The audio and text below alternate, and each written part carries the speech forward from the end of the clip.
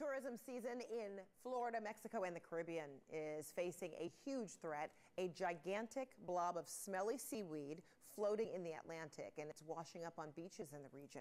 Bruh. How the Florida shores are What the hell?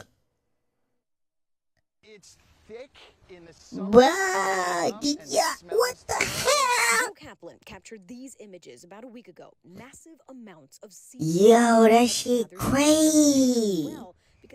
Can you imagine being in the ocean and you see a giant blob of seaweed coming your way?